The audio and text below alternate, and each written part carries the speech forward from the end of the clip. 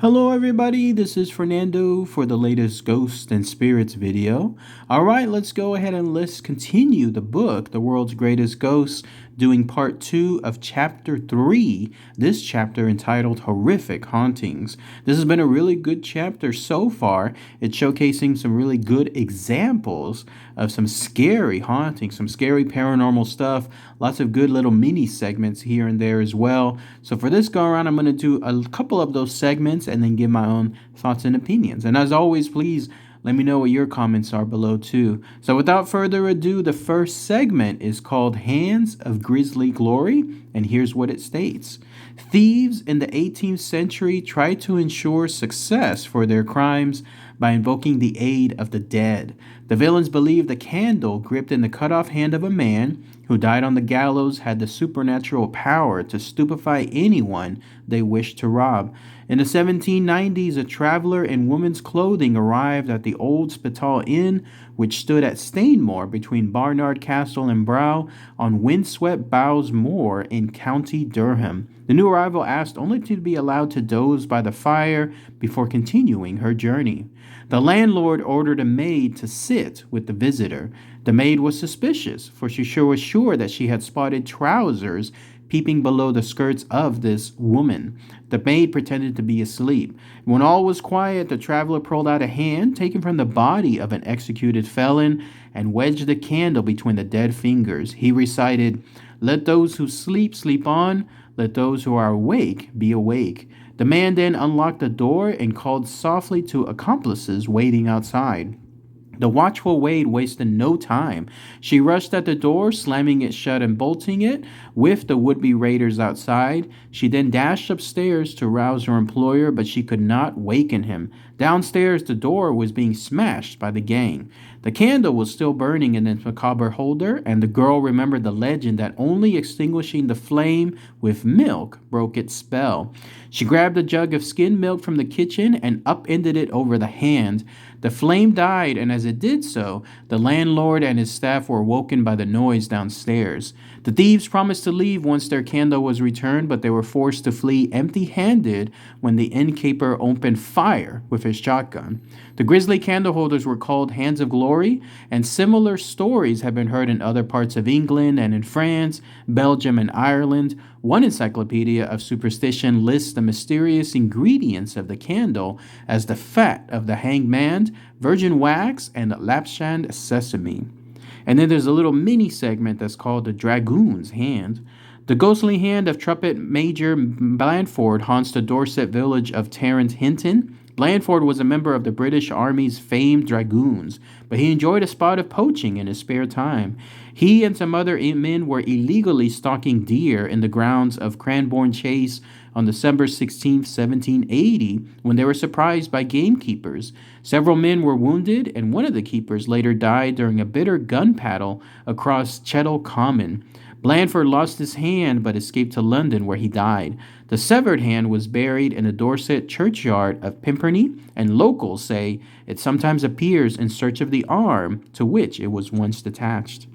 The next segment is called Mystery of the Planter's Tomb. The riddle of the Barbados coffins is one of the most baffling supernatural mysteries of all time.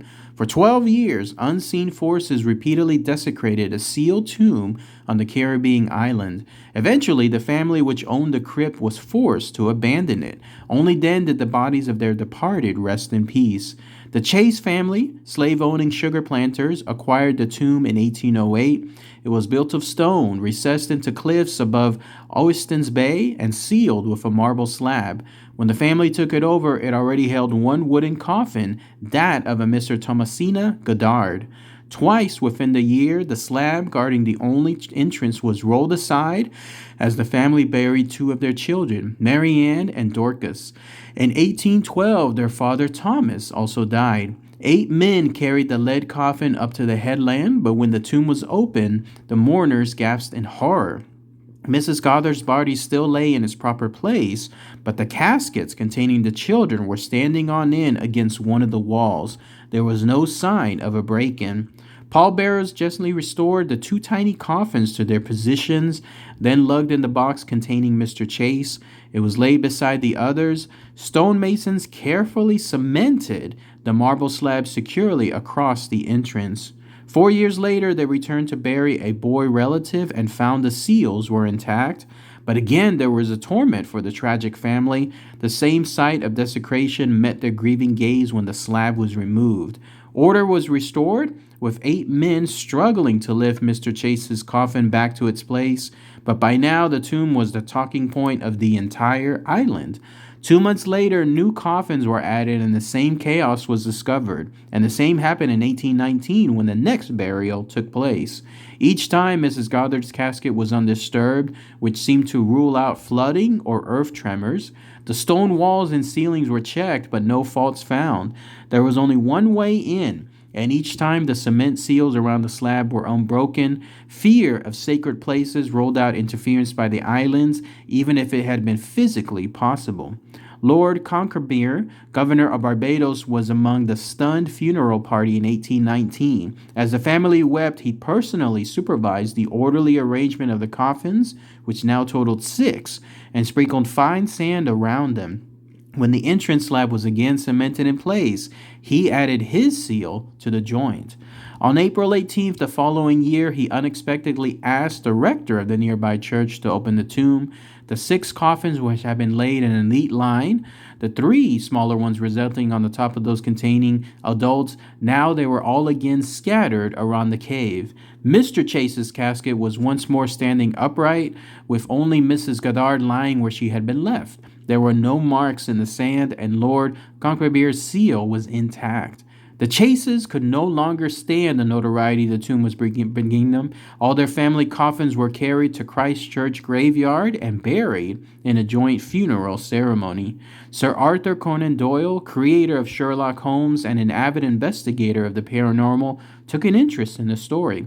He put forward the theory that supernatural forces played havoc with the coffins because they were made of lead, and so delayed the decomposition of the bodies. He also believed that Thomas Chase committed suicide. But for all his theorizing, the abandoned tomb has kept it secret and may do so forever. And then there's another little mini segment that's called Judge Who Hanged His Daughter. A judge who sentenced his own daughter to death has haunted Kilworthy House at Tavistock, Devon for nearly 400 years. Judge John Glanville broke the heart of his daughter Elizabeth when he forbade her to marry the man she loved, a naval lieutenant. Instead, he forced her to become the bride of a man he considered more worthy of her, a Plymouth goldsmith. Elizabeth, her maid, and the sailor murdered that husband, but were arrested within days. Judge Glanville sent all 3 to the gallows, and his penitent ghost has been suffering for it ever since. And then the next segment is called The Menace of Berkeley Square. London's elegant Berkeley Square is today as calm and as peaceful as any such place in the middle of a bustling capital, at least that one can be. Office workers spend the summer lunchtimes relaxing on its lawns, while after-dark gamblers and revelers flock to its clubs and casinos. And traffic speeding through this fashionable area of Mayfair makes it hard for tourists to hear the nightingale immortalized in a wartime hit song. But less than a century ago, Berkeley Square was the most feared place in Britain. For the house at number 50, which is today a bookshop, was the home of the deadliest spectral killer of all time. Even now, no one is sure exactly what caused the deaths that alarmed Victorian England, for few who saw the killer lived to tell the tale. Those who survived generally became incoherent with sheer terror.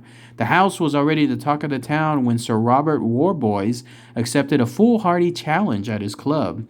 The club that was called White's. The handsome adventurer scoffed when friends discussed the possible causes of the disasters at number 50 and vowed to spend the night there to prove that talk of supernatural happenings was nonsense. The owner of the house, a man called Benson, was reluctant to allow the experiment, but Sir Robert would not be dissuaded. He agreed, under pressure, to take a gun with him. And Benson insisted that Sir Robert's friends and himself stand guard on the floor below the boardroom where he would spend the night. If anything strange happened, the young aristocrat was to pull a cord which rang a bell in a room on the first floor. Sir Robert retired at 11:15 p.m. after a good dinner. Just 45 minutes later, the bell began to jangle. As the rescue party raced upstairs, they heard a shot. They burst into the room to find Sir Robert slumped across the bed, his head dangling over the side. He was dead, but not from a bullet wound. His eyes bulged in terror. His lips were curled hideously above clenched teeth. He had died of pure fright. Intrigued by this and other stories about the deadly house in Berkeley Square, Lord Littleton resolved to investigate the mystery and arranged to spend the night in the room where Sir Robert had died. He took along 2 guns, one filled with shot, the other with silver sixpenny pieces, charms to ward off evil spirits. During the night, he fired the barrel of coins at a shape that leapt at him. In 1879, he published the full details of the ordeal in his book Notes and Queries. He concluded that the room was supernaturally fatal to body and mind. Littleton's researches included the discovery that a girl who had stayed at the house as a guest had been driven mad by terror.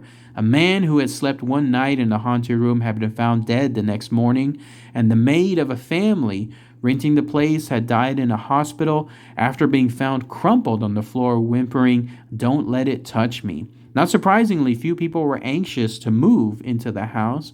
For years it stood empty, its paintwork peeling, its secret undisturbed. Then in December 1887, the frigate Penelope docked in Portsmouth and its crew went ashore to head for home. 2 sailors, Edward Blunden and Robert Martin, arrived in London on Christmas Eve with little money and low lodgings for the night. They wandered the streets for a while before finding themselves in Berkeley Square. They soon discovered the "To Let" signs outside of number 50. There was no doubt the house was vacant, and the 2 men decided to spend the night there. They wandered through the neglected rooms, arriving at last in a second-floor bedroom, which seemed in better order than the others. Martin was soon asleep, but his shipmate was nervous. As he tossed and turned, Blunden heard strange footsteps scratching along the corridor outside their door. He woke Martin, and the 2 watched, hearts racing, as the door slowly opened and something large, dark, and shapeless entered the room. Blunden darted towards the fireplace to try to grab something he could use as a weapon. As the intruder went after the terrified sailor, Martin seized the chance to escape through the open door. He raced down the stairs and then ran for help. In nearby Piccadilly, he blurted his story to a police constable, and the 2 men hurried back over to the house. They were too late. The shattered body of Blunden, his neck now broken, his face fixed in a grimace of unimaginable terror, was now sprawled on the basement steps. And then there's another little mini segment that's called Spectral Squatter. A couple were given a house by their local council because they said their old home was haunted. James and Julie Mentably claimed to have been terrified by the ghost of the previous tenant, an old lady who died of a heart attack. After seeing it just once, 22-year-old Mrs. Mentably ran out of the house in Stone, Buckinghamshire, and refused to go back. And then there's another mini segment that's called The Screaming Skull. A skull is kept at Bettiscombe Manor, Dorset.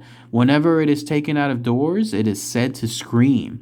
And when the outbreak of war is near, the skull is said to perspire blood. And then that's it. Let's go ahead and let's end this here. There's a lot of good little mini segments to talk about, and then I'll give my thoughts here as well. First off, some of the interesting things are, I've talked about some of these stories before. In this case, though, the first one, the one involving Hands of Grizzly Gory, never heard of that one, involving using a cursed item. So in this case, it's using the cut off hand of a man who was basically executed by being hanged. And so apparently if you do that, then it causes a supernatural power over that location that you're trying to do your dastardly act, like whether it's robbing a place and so on. And in this case, this experience, this person came in, they were pretending to be a woman, they were waiting till everyone was asleep, and then they took out that hand and then recited that psalm, if you will. They said, let those who sleep, sleep on, let those who are awake be awake. And it essentially caused everyone that was asleep to not be able to be woken up, which is what those robbers needed whenever they were trying to go in. Thankfully, though, that maid was able to find out what happened, but she in turn was almost a victim of that curse because she was trying to get that landowner or whoever that owner was to wake up. But he couldn't because that curse was upon them. That owner would essentially always stay asleep. And so she realized that she could use skim milk. Apparently, she heard about that curse and then threw it over and the flame. And then once that died, everyone woke up and then the robbers were shot at and then they left. Interesting stuff. I might have to talk about that in a future video. I might put it in on the urban legend side just because of what kind of fascinating topic that is. Now, the other one I have talked about, Mystery of the Planter's Tomb, and that involves those caskets, those coffins that moved by themselves. It was a very popular video, got a good number of views on my channel.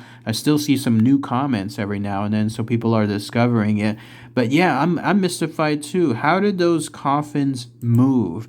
It got to the point where not only was the place sealed, but there was also carefully aligned stuff in terms of the coffins. And on top of that, there was finely placed dust or some other type of something, on the floor to showcase if something was in there, like a person or someone else that was moving the things. And then on top of that, there was a seal placed on top of the seal that was made of cement to make sure that nobody could get in without breaking that seal. And then despite all of that, the 6 coffins and then the other ones that were there as well, a total of 9, were still on multiple times moved about. Nothing in terms of it being earthquakes or in terms of it being flooding could have done this. There's just no evidence associated with it. So if anyone has any more theories on that, let me know. But yeah, it still remains a big mystery to this day. I mean, I'm fascinated by it too. What could move something that weighs so much, and it's lead no less, and it could move it without having paranormal status? It's just crazy stuff. Next one, The Menace of Berkeley Square. Talk about a freaky title. Talk about a freaky encounter too. I might have to talk about this one. I don't remember mentioning this within any of my actual stories. The idea that you have something like this, which was described as a big black mass, a shadowless mass, something in other words that was basically going into that room. That room apparently has caused poltergeist activities of the absolute worst kind, the worst kind involving death. I mean, that's the first time I've ever heard of something like that. Normally, poltergeist stuff is near deaths, like plates being thrown or chairs being thrown, something like that. It's mainly to get people out, not necessarily kill them. But here, this thing, whatever it is, has taken over that room and it has killed on multiple occasions. And the last one, the last entry that was there, involved a broken neck, no less. Can you imagine that? A ghost or something else that can actually grab someone and snap their neck. I mean, talk about a horrible experience. I would absolutely not spend the night there no matter what. Me being an avid ghost hunter, I know my limits. And if I hear something like this, I'd stay away from poltergeist. And this is a poltergeist to the max. No, thank you. I'm not going anywhere near that. I might have to do a story on this too to find out specifically what the latest status is of this Berkeley Square location and see if it's still around. Who knows? Maybe it's already been demolished a long time ago, but I want to see what happened to it and if there were any other encounters as well. But that's pretty much it. Let me know what you guys think. Post those comments below. All right, everybody. Thanks again as always. Take care. Bye.